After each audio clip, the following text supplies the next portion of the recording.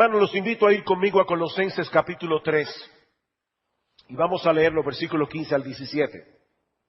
Y la paz de Dios gobierne en vuestros corazones, a las que asimismo fuisteis llamados en un solo cuerpo, y sed agradecidos.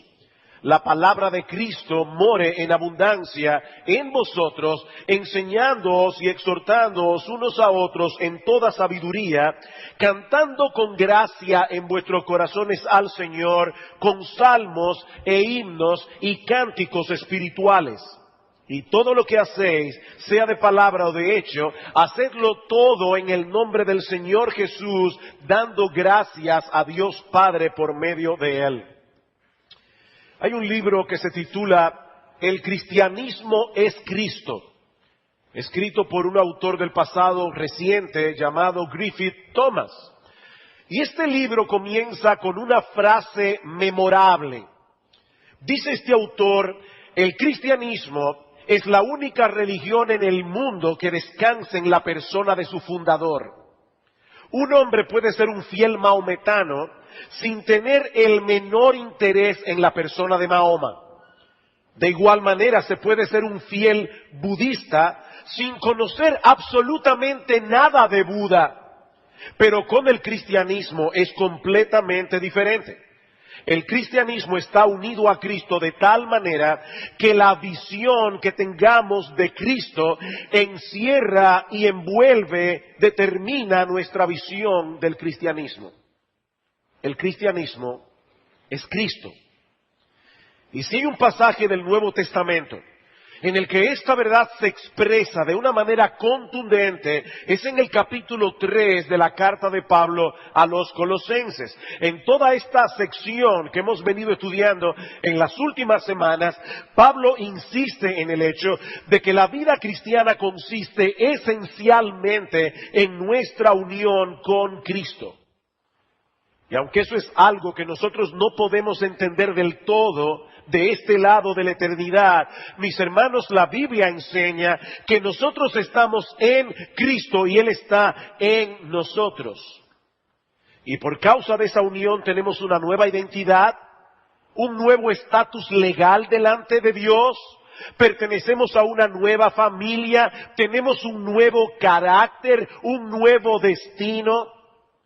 Y el eje alrededor del cual gira nuestra vida es completamente distinto también, como vemos en este pasaje que vamos a considerar en la mañana de hoy.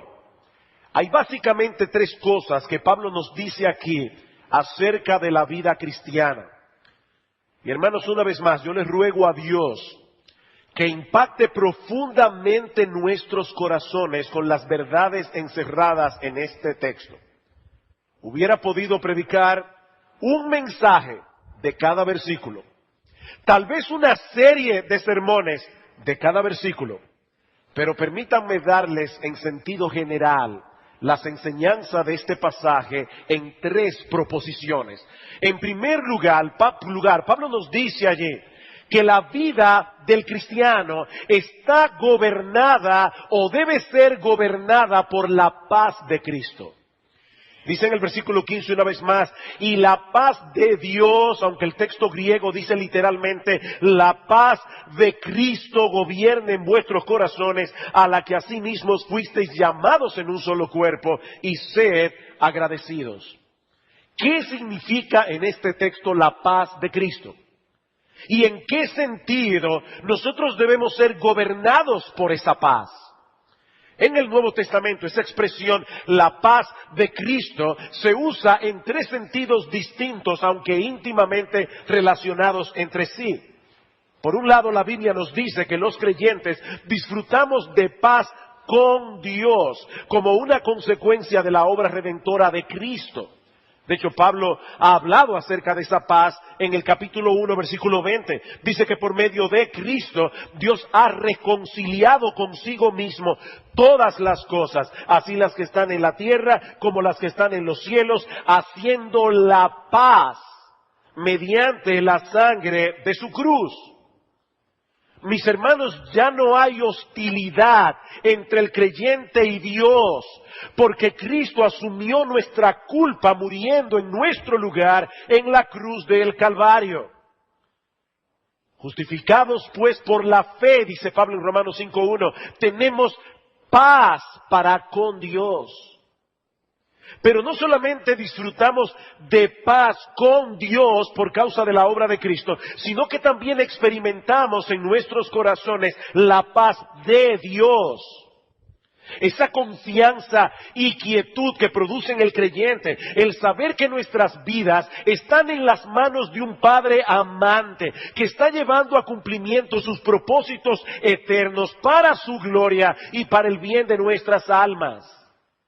Eso trae paz al corazón, independientemente de las circunstancias. Dice el Señor a sus discípulos en Juan 14:27, la paz os dejo, mi paz os doy. Yo no os la doy como el mundo la da. Nosotros no necesitamos de ansiolíticos para poder disfrutar de esa paz. Dice Cristo, yo no la doy como el mundo la da. No se turbe vuestro corazón, ni tenga miedo. Es de esa misma paz que habla Pablo en Filipenses capítulo 4, versículo 7, cuando dice, y la paz de Dios que sobrepasa todo entendimiento, guardará vuestros corazones y vuestros pensamientos en Cristo Jesús. De manera que los cristianos disfrutamos de paz con Dios y disfrutamos de la paz de Dios.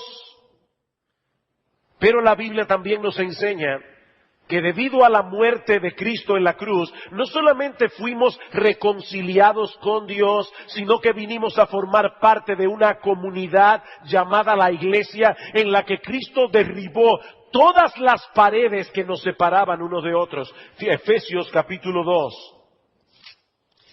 Carta de Pablo a los Efesios capítulo 2, versículo 14.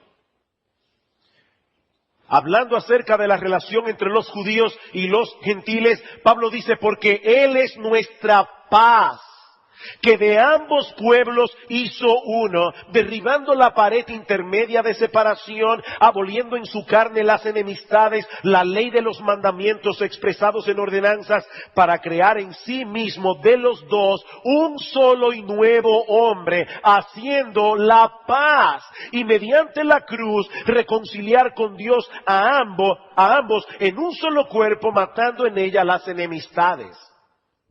Nosotros sabemos que en el día de hoy existen muchas barreras que separan a los seres humanos entre sí. Pero mis hermanos, en la época del apóstol Pablo era un asunto terrible. Los judíos le llamaban perros a los gentiles. Cuando un judío pasaba por delante de un samaritano, escupía en el piso como señal de desprecio. Y Pablo dice ahora, esas paredes de separación, esas enemistades que dividían a los hombres entre sí, han sido radicalmente eliminadas por Cristo en la cruz. Queridos hermanos, Cristo murió en la cruz del Calvario para ponerle fin a las enemistades que pudieran separar a sus hijos entre sí. Y de esa manera poder formar un solo cuerpo, su iglesia.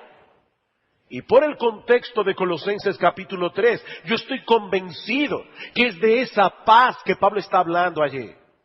Noten lo que Pablo dice en los versículos 12 al 14 que estudiamos la semana pasada. Primero en el versículo 9. No mintáis los unos a los otros.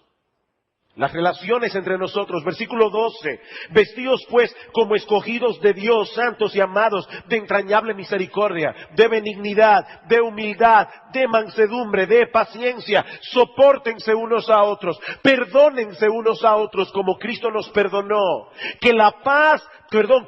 Sobre todas estas cosas vístanse de amor, que es el vínculo de la perfección, y la paz de Cristo gobierne en vuestros corazones. Es indudable que Pablo está hablando allí de nuestras relaciones unos con otros.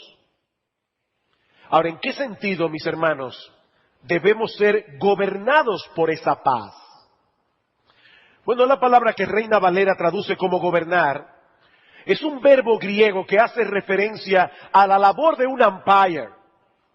Alguien que da su veredicto sobre dos competidores. Ustedes han visto esas situaciones donde dos corredores llegan casi al unísono. Bueno, ahora tenemos el photo finish. Podemos tomarle una foto y ver claramente qué fue lo que pasó allí.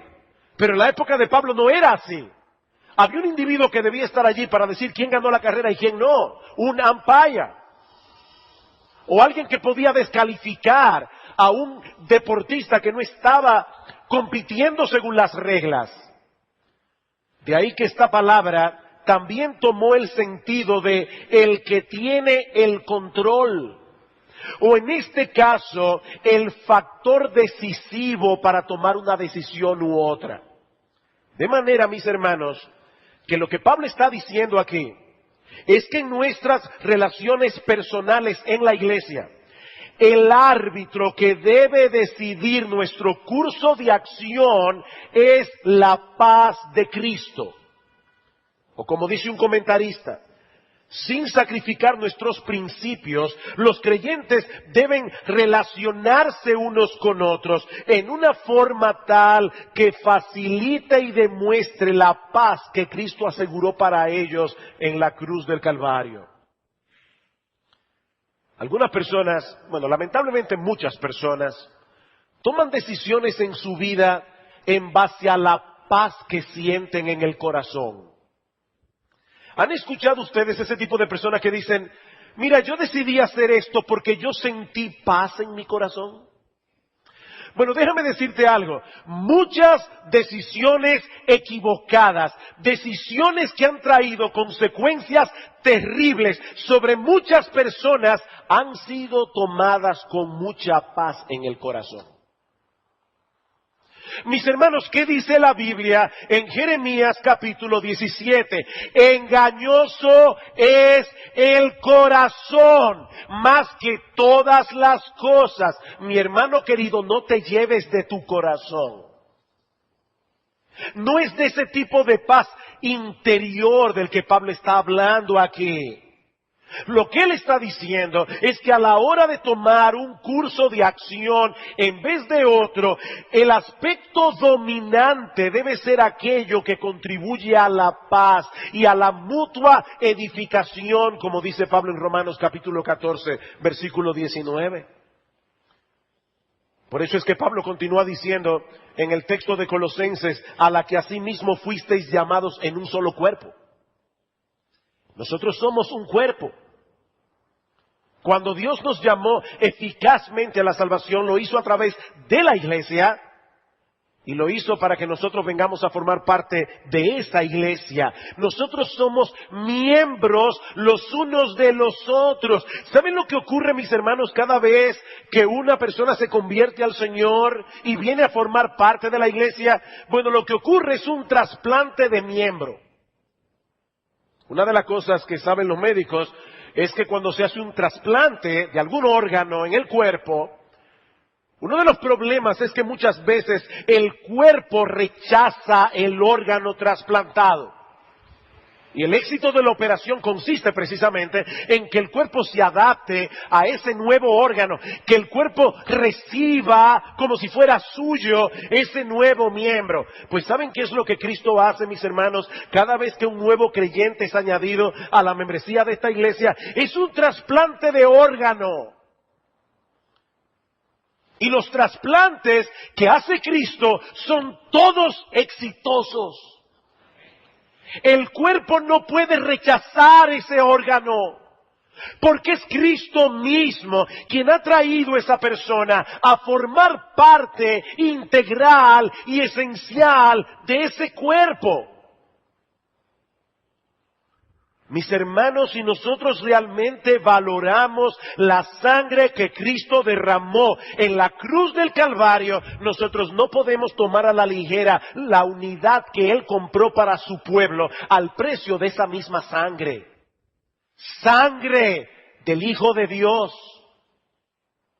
Ahora, eso no significa que nosotros ahora vamos a hacernos de la vista gorda con respecto al pecado para no crear problemas. De hecho, vamos a ver más adelante en el versículo 16 que una de las cosas que debemos hacer es amonestarnos unos a otros.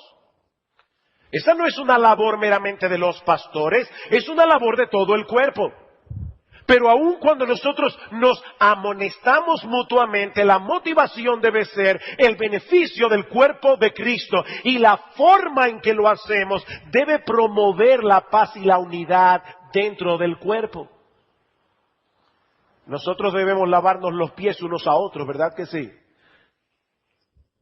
Lamentablemente hay creyentes que les fascina lavarle los pies al otro con agua hirviendo. No es lavarle los pies, no es achicharrarle los pies. Somos parte de un cuerpo. Y mis hermanos, van a surgir dificultades en medio nuestro, van a surgir tensiones, van a surgir malos entendidos, vamos a tener problemas porque todavía no hemos sido glorificados. Pero el factor decisivo en nuestra actuación, cuando esas cosas ocurran, el factor decisivo es promover la paz de Cristo.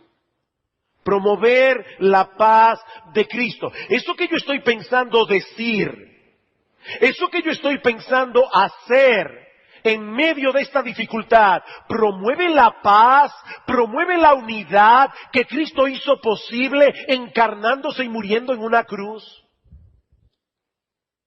Vayan conmigo a Efesios capítulo 4. Efesios capítulo 4.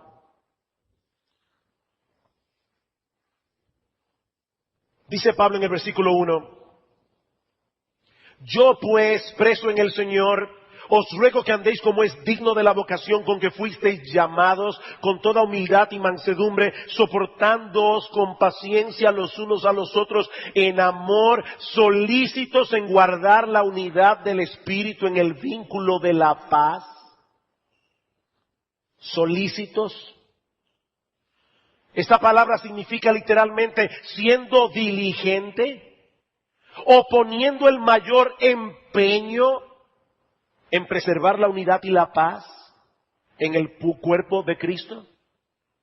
¿Saben lo que ocurre, mis hermanos, cuando nosotros no estamos siendo proactivos, no estamos siendo intencionales en promover la paz y la unidad en el pueblo de Dios? Que sin quererlo vamos a ser usados por el diablo para crear división en la iglesia.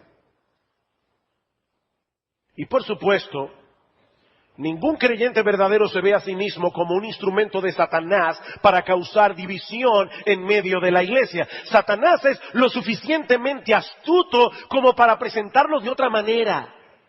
No es una preocupación por la iglesia.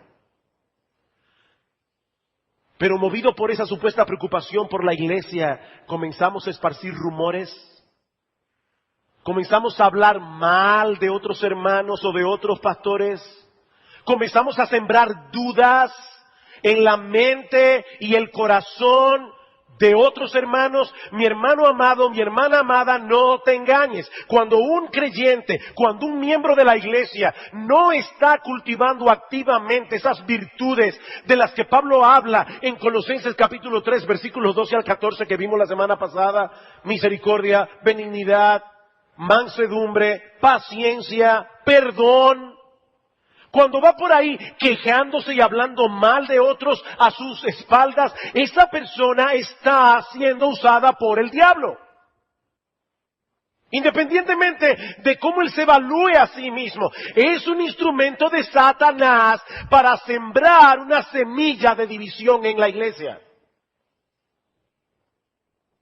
¿Cómo podemos combatir eficazmente ese espíritu malhumorado, ese espíritu querelloso que usualmente se encuentra detrás de todos los disturbios y de todas las divisiones en el pueblo de Dios?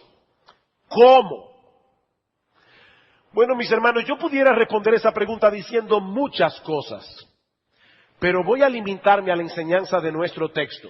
Noten lo que sigue diciendo Pablo, Colosenses 3.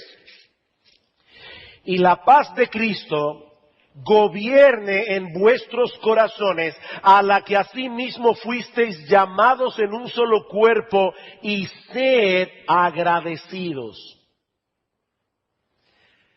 Una lectura rápida de ese pasaje puede llevar a alguien a pensar que Pablo ha cambiado bruscamente de tema al final de este versículo. Pero mis hermanos, no es así. Pablo está hablando de lo mismo que ha venido hablando antes. Y lo que él está diciendo es que la unidad y la gratitud están íntimamente relacionadas. La unidad y la gratitud están íntimamente relacionadas. Un creyente que realmente aprecia todo lo que Dios ha hecho a su favor, gratuitamente por gracia, le será mucho más fácil reaccionar con gracia ante las ofensas de los demás. ¿Qué dice Pablo en Colosenses 3:13? De la manera que Cristo os perdonó, así también hacedlo vosotros. Mi hermano, déjame hacerte una pregunta. ¿Qué tan consciente tú estás de la cantidad de pecados que Cristo te perdonó en la cruz del Calvario, que te sigue perdonando y que te seguirá perdonando hasta que te lleve seguro a la gloria? ¿Qué tantos pecados Cristo te perdona cada día?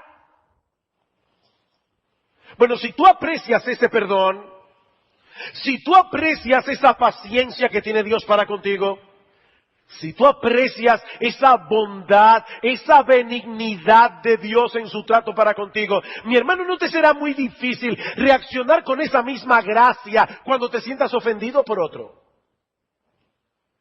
¿Qué tanto tú valoras la gracia de Dios? ¿Qué tanto tú aprecias la gracia de Dios en Cristo? ¿Qué tantas acciones de gracias le das a Dios cada día por todas sus bondades y beneficios? Porque eso va a determinar la manera como tú te relacionas con las demás personas. Pero no solamente eso. Un creyente que realmente aprecia la gracia de Dios en Cristo podrá luchar eficazmente contra el enemigo más poderoso que tiene la unidad. ¿Saben cuál es el enemigo más poderoso de la unidad? La envidia. La envidia. Dice Guillermo Hendrickson al respecto: cuando una persona se siente ricamente bendecida y realmente valora ardiente y profundamente los beneficios que ha recibido de Dios, difícilmente envidiará las riquezas o los talentos de otros. Mis hermanos, déjenme decir algo que debe ser obvio para todos nosotros, pero yo quiero ponerlos a pensar en eso en esta mañana. La iglesia es una familia en la que existen, conviven al mismo tiempo la desigualdad y la igualdad. Voy a repetir eso otra vez. La iglesia es una familia en la que existe al mismo tiempo la desigualdad y la igualdad. Es obvio, mis amados hermanos, que no todos aquí tienen el mismo nivel económico. Es obvio, mis hermanos, que no todos aquí tienen el mismo nivel educativo. Es obvio que no todos aquí tienen los mismos dones y los mismos talentos. En eso hay desigualdad. Pero ¿saben qué? A pesar de eso, todos nosotros disfrutamos de la misma gracia de Dios. La misma gracia de Dios. Todos fuimos igualmente perdonados. Todos fuimos igualmente reconciliados. Todos fuimos igualmente adoptados en la familia de Dios. Todos tenemos el mismo Padre, el mismo Salvador, el mismo Espíritu Santo morando en nuestros corazones. Todos compartimos el mismo destino. Todos seremos participantes de la misma herencia. Si nos enfocamos En aquellos aspectos en los que no somos iguales, es muy probable que la amargura brote en el corazón y con ella las divisiones. Pregunta, ¿cuál es el antídoto de ese veneno? La gratitud. La gratitud, mis hermanos, es el antídoto de ese veneno. Mis hermanos, todos nosotros por igual tenemos un montón de cosas que agradecer a Dios. Si somos creyentes. Todos compartimos a igualdad aquellas cosas que realmente poseen valor eterno. Así que si en verdad apreciamos lo que Dios nos ha concedido en Cristo gratuitamente, por gracia, en vez de ir por la vida demandando que los demás nos traten de cierta manera, no me saludó, no me invitaron, no. En vez de ir por la vida demandando ese tipo de cosas, más bien nos convertiremos en canales de bendición para otros. Mis hermanos, si nosotros somos creyentes, tenemos gracia que sobreabunda para darle a otros. Ahora, yo sospecho que el apóstol Pablo tenía otra cosa en mente cuando habló en este pasaje acerca de la gratitud. Déjenme hacerles una pregunta. Mis hermanos, ¿acaso no es cierto que muchas de las bendiciones y de los beneficios que nosotros recibimos de la mano de Dios, los recibimos a través de otras personas? ¿No es cierto eso? Piénsalo.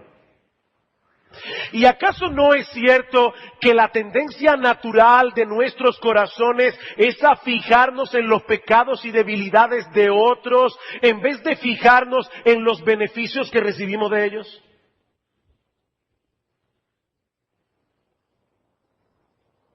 Déjame hacerte una pregunta.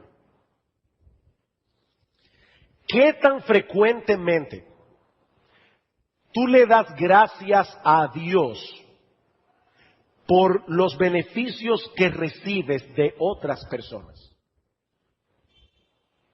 Oye la pregunta.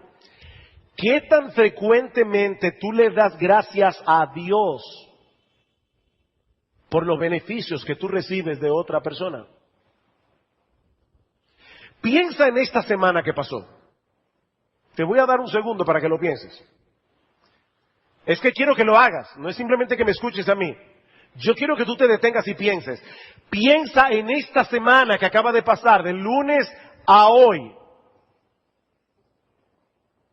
Tú puedes recordar si en esta semana tú le diste gracias a Dios por un hermano de la iglesia. ¿Le diste gracias a Dios por un familiar tuyo? ¿Le diste gracias a Dios por un amigo tuyo? Otra pregunta. En esta semana que pasó, ¿tú le diste las gracias a alguien? ¿Alguien recibió de ti palabras de gratitud en esta semana?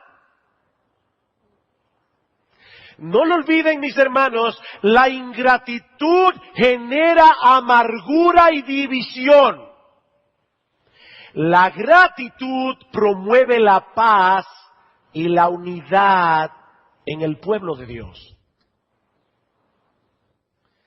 Pero debemos seguir adelante. No solamente debemos ser gobernados por la paz de Cristo, sino que Pablo dice también en segundo lugar que nosotros debemos ser saturados por la palabra de Cristo. Versículo 16. La palabra de Cristo mora en abundancia en vosotros, enseñándoos y exhortándoos unos a otros en toda sabiduría, cantando con gracia en vuestros corazones al Señor, con salmos, con himnos y cánticos espirituales. Es fascinante, hermano, ver lo cristocéntrica que era la mente de Pablo. Es obvio que Pablo está hablando aquí de la palabra de Dios, y sin embargo le llama la palabra de Cristo. La palabra de Cristo, la palabra que tiene a Cristo y su obra redentora como tema central. Cristo es el tema de la Biblia. Recuerden que el tema de Colosenses es precisamente la preeminencia del Señor. La palabra de Cristo. ¿Y qué nos dice Pablo acerca de esa palabra cuyo centro es la persona y la obra de nuestro Señor Jesucristo, que debe morar ricamente en nosotros? Ese mensaje debe encontrar residencia permanente y confortable en nosotros. Algunos comentaristas se debaten en cuanto al significado de esa expresión en vosotros. Y ellos se preguntan, ¿ese en vosotros se refiere a cada creyente individual? ¿Es que la palabra de Cristo debe morar ricamente en cada uno de nosotros que estamos aquí y que somos creyentes? ¿O Pablo se está refiriendo a la iglesia como cuerpo? Bueno, yo creo que el contexto favorece la segunda opción. Yo creo que Pablo está hablando de que la palabra de Cristo debe morar abundantemente en nosotros como iglesia. Pero mis hermanos, yo no creo que estas dos opciones sean mutuamente excluyentes. ¿Cómo va a morar la palabra de Cristo ricamente entre nosotros si esa palabra no está morando ricamente en nosotros como individuos? Una cosa depende de la otra. Y noten que aquí yo no estoy hablando, ni Pablo tampoco, de leer regularmente la Biblia. Yo espero, mis hermanos, que si yo preguntara aquí, ¿cuántos de ustedes leen regularmente la Biblia? ¿Cuántos tratan de apartar un tiempo diario y específico para estar a solas con Dios, leyendo su palabra y orándole a Él y alabándole a Él? Yo espero que la mayoría, si no todos los cristianos que están aquí, por lo menos digan, yo procuro eso. Pero mis hermanos, el apóstol Pablo no está diciendo simplemente lean la Biblia todos los días. Él está diciendo, yo mando como un apóstol de Cristo que la palabra de Él more ricamente en vosotros. ¿Qué significa eso? Bueno, evidentemente, eso implica leer la Biblia todos los días. Eso implica leer la Biblia regularmente. Eso implica exponerse a un ministerio en el que se me explique la palabra de Dios con fidelidad. Y aquí quiero traer una nota, sobre todo para aquellos que son tecnológicos. Mis hermanos, nosotros vivimos en una época fascinante. Tenemos el Internet. Sí, con el Internet se puede ver pornografía, cómo hacer una bomba atómica. Pero con el Internet también se puede descargar, para decirlo en español, muchos buenos sermones de la palabra de Dios. Y no solamente contamos con la Internet, sino que también tenemos MP3, tenemos iPod. Podemos hacer ejercicio oyendo la palabra de Dios grabada. Podemos hacer muchas cosas en la casa, escuchando sermones de la palabra de Dios. Tenemos un lugar como sermonaudio.com, donde hay miles y miles y miles de buenos sermones de la palabra de Dios. Tú sabes lo que tú debes hacer, buscar todas las formas que sean posibles para ti, para saturar tu sistema de la palabra de Dios. Eso es lo que Pablo está diciendo aquí. No se trata simplemente de leer la Biblia todos los días. Se trata de meditar en la palabra leída. Se trata de relacionar la Biblia con todas las cosas que nos ocurren diariamente. Dice el Salmo 1, bienaventurado el varón que no anduvo en consejo de malos, ni tuvo en camino de pecadores, ni en silla de escarnecedores se ha sentado, sino que en la ley de Jehová está su delicia, y en su ley medita de día y de noche. ¿Quién escribió ese salmo? Lo escribió el rey David. No era un vago. No era un monje que se había ido a lo alto de una montaña para no tener que pagar la luz, ni pagar el agua, ni pagar el teléfono. No era un rey, era un hombre sumamente ocupado. Pero David dice que el hombre bienaventurado es aquel que medita en la palabra de Dios día y noche. Es un hombre que va por la vida relacionando todo lo que le ocurre con la palabra de Dios. La palabra de Dios es algo que satura el sistema mental de ese hombre y de esa mujer. ¿Y qué sucederá cuando todos los creyentes están siendo saturados por la palabra de Dios? Oh, mis hermanos, la Biblia dice que de la abundancia del corazón habla la boca. Examina tus conversaciones. Decía un puritano que algunos hombres son como ese pez que Pedro sacó del agua, que cuando le abrió la boca tenía una moneda adentro. Todo lo que hablan tiene que ver con dinero, ganar dinero, comprar, compré, vendí. De la abundancia del corazón habla la boca. Por eso Pablo dice aquí, la palabra de Cristo mora en abundancia en vosotros, enseñándoos y exhortándoos unos a otros en toda sabiduría, cantando con gracia en vuestros corazones al Señor, con salmos e himnos y cánticos espirituales. Y miren, mis hermanos, si hay un versículo en el Nuevo Testamento que está siendo sorprendentemente puesto a un lado en muchas iglesias en el día de hoy, es este. Pablo está diciendo aquí que los creyentes se enseñan y se exhortan mutuamente en toda sabiduría a través de los himnos que cantan. Y esto es interesante porque nosotros debemos cantar con nuestra mente puesta en el Señor. Dice, cantando con gracia al Señor.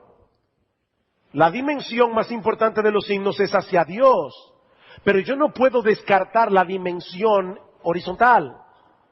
Nosotros debemos enseñarnos y exhortarnos unos a otros en toda sabiduría a través de los himnos que cantamos como congregación. Vayan conmigo a Colosenses 1:28, 1:27, perdón. No, 28. Pablo está hablando aquí acerca del contenido de su ministerio y de la meta de su ministerio. Y Pablo dice aquí, a quien anunciamos amonestando a todo hombre, la misma palabra de Colosenses, y enseñando a todo hombre, la misma palabra de Colosenses 3:16, en toda sabiduría, la misma palabra de Colosenses 3:16, a fin de presentar perfecto en Cristo Jesús a todo hombre. ¿Saben lo que Pablo está diciendo aquí?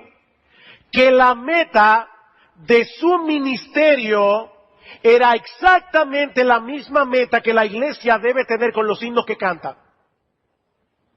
Amonestando a todo hombre, enseñando a todo hombre en toda sabiduría. Eso es lo que Pablo hacía cuando predicaba la palabra y eso es lo que él está diciéndonos a nosotros que debemos hacer con nuestros himnos. Ese es el tema.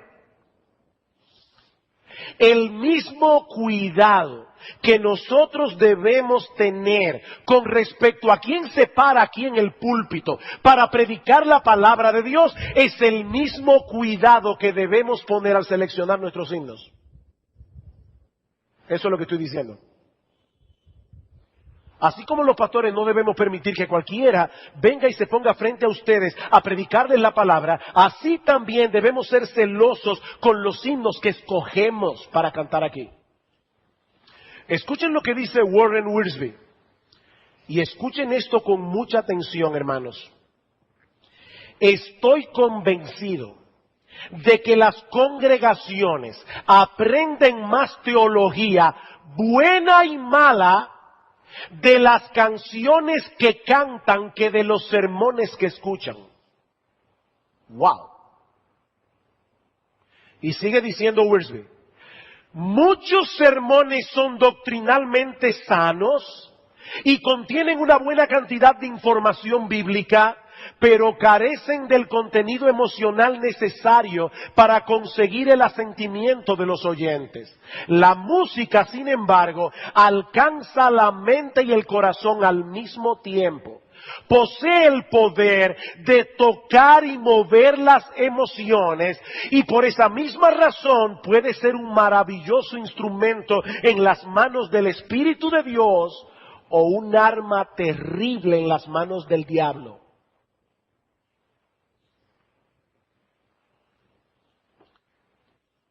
Escuchen otra vez lo que dice Wiersbe al principio. Estoy convencido de que las congregaciones aprenden más teología, buena y mala, de las canciones que cantan que de los sermones que escuchan.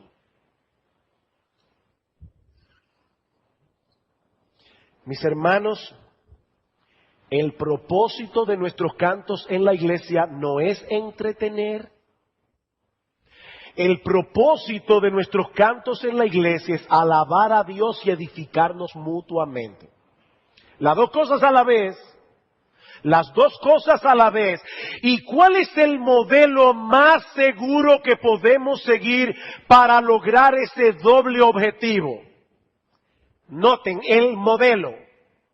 Oh, mis hermanos, el modelo de los salmos. Qué bueno, cantamos salmos hoy aquí. Solamente salmos.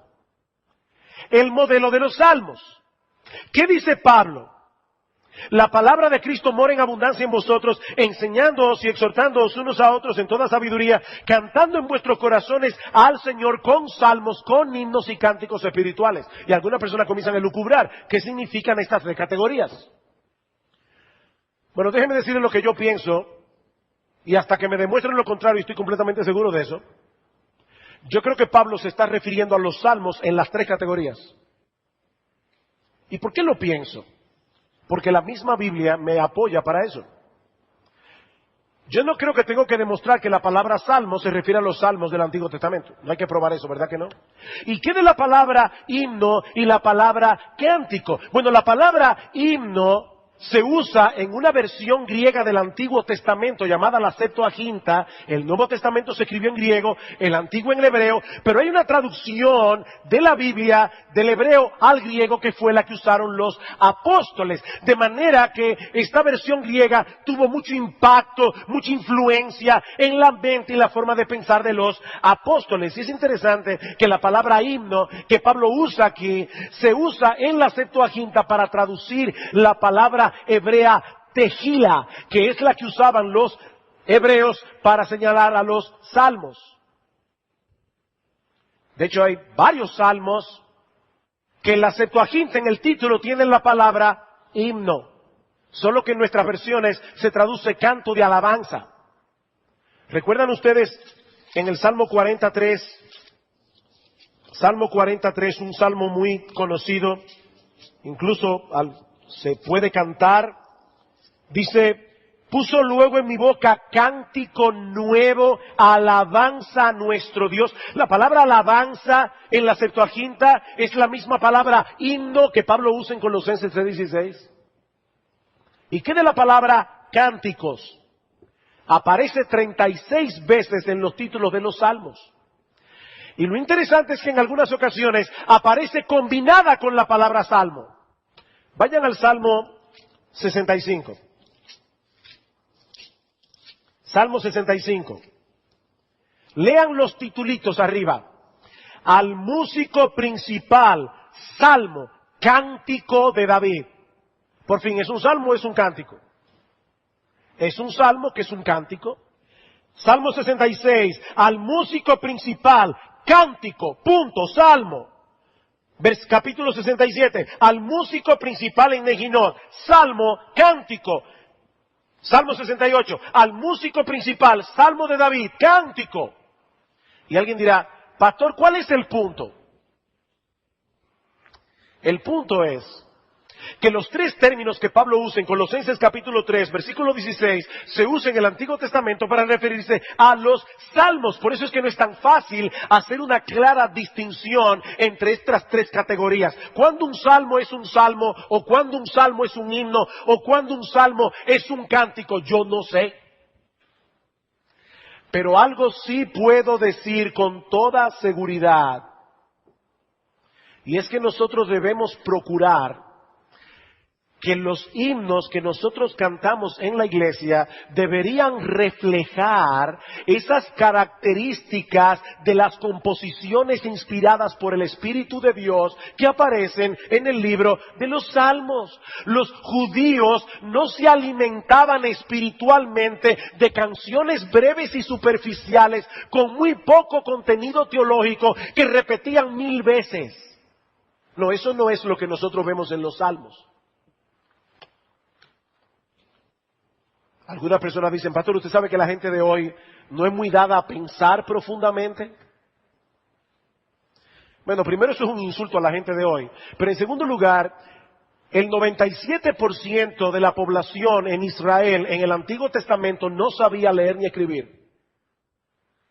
¿Y saben qué? Se aprendían los salmos de memoria. Tomen cualquier salmo. De los 150 salmos que hay en el Salterio, la mayoría puede ser convertida en un himno que tiene más de 5 estrofas en el día de hoy. Solamente hay 5 salmos en la Biblia que son breves. 5 de 150. Y no son repeticiones sin sentido. Mis hermanos, ¿qué está pasando en las iglesias en el día de hoy? ¿Qué está pasando? Los himnos deben ser instrumento de enseñanza, dice Pablo aquí. El hecho de que la música de un himno sea pegajosa, el hecho de que toque nuestras fibras emocionales, eso no es suficiente para que la cantemos en nuestros servicios de adoración. Eso no es suficiente. Así como nosotros no queremos o no debemos querer sermones ligeros y mediocres. ¿O ustedes quieren sermones ligeros y mediocres? Si nosotros no queremos sermones ligeros y mediocres, tampoco debemos querer como iglesia cantar canciones ligeras y mediocres, porque el canto y la predicación cumplen el mismo objetivo en la Biblia. El mismo. Por supuesto, para que no me malinterpreten. De más está decir que la alternativa no es una alabanza cerebral desprovista de emociones.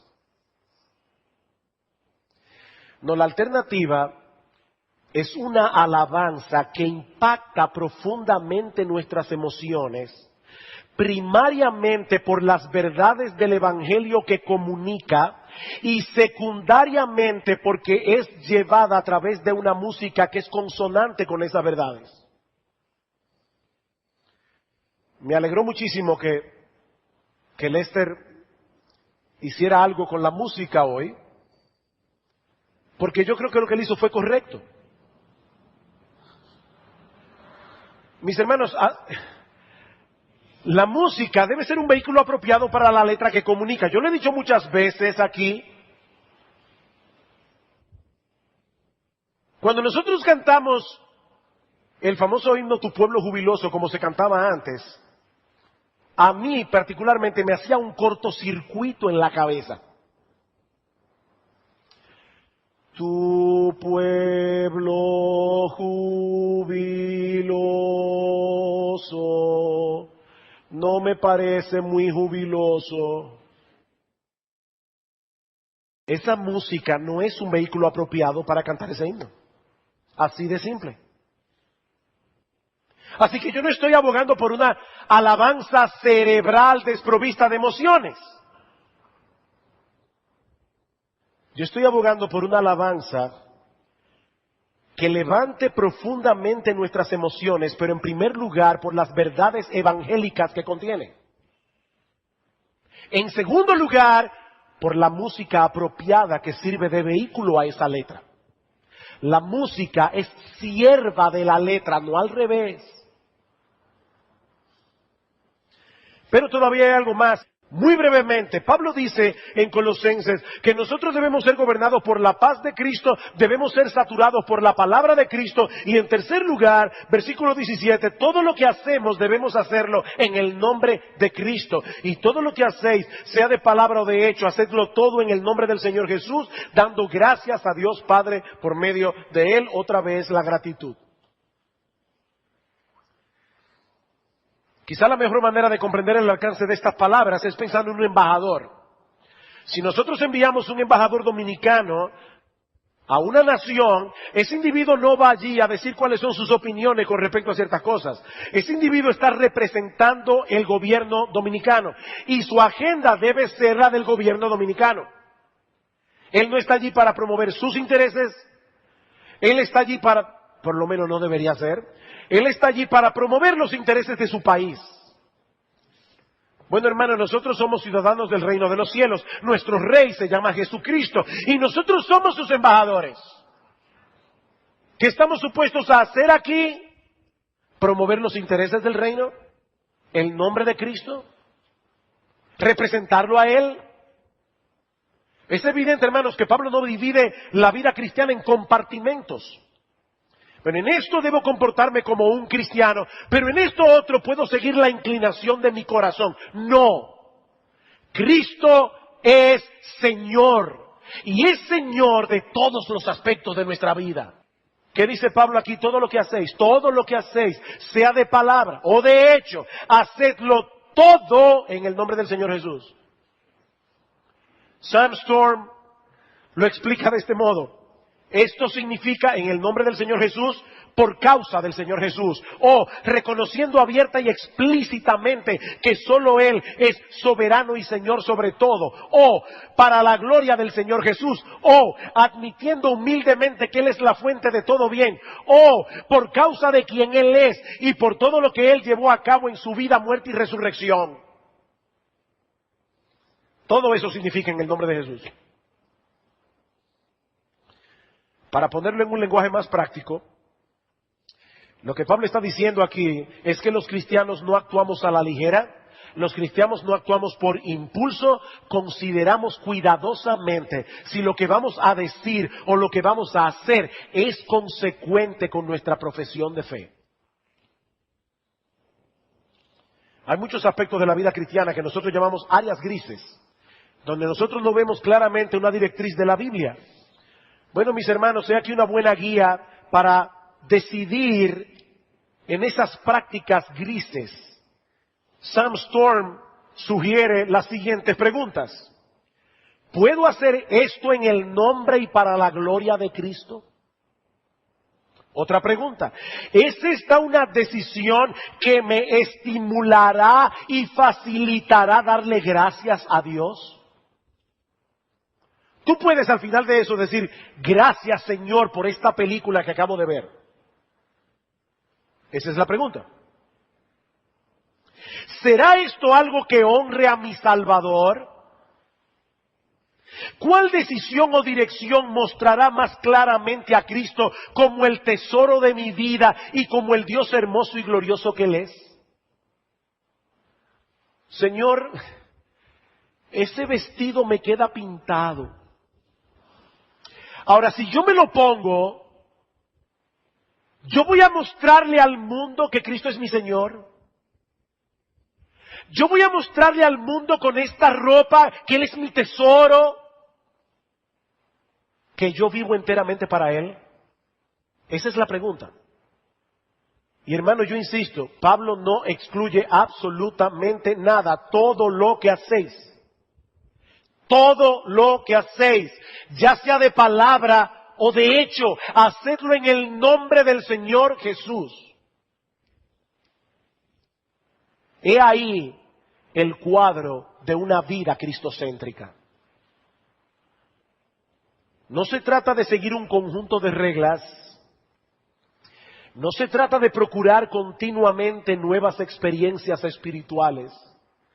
No, mis hermanos, se trata de conocer a Cristo, admirar a Cristo, vivir para Cristo y en dependencia del Espíritu Santo ser cada vez más como Él. Es de eso que se trata la vida cristiana. Y amigos, si tú estás aquí sin Cristo, déjame aclararte algo. Nadie se va a salvar tratando de imitar a Cristo.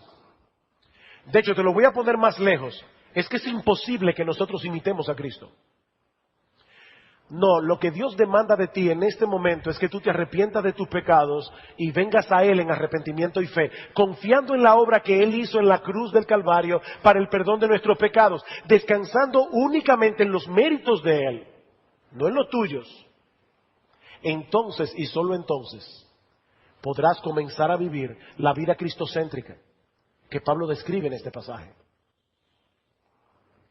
Que el Señor bendiga abundantemente su palabra en esta mañana para la edificación de los creyentes y para la salvación de los incrédulos.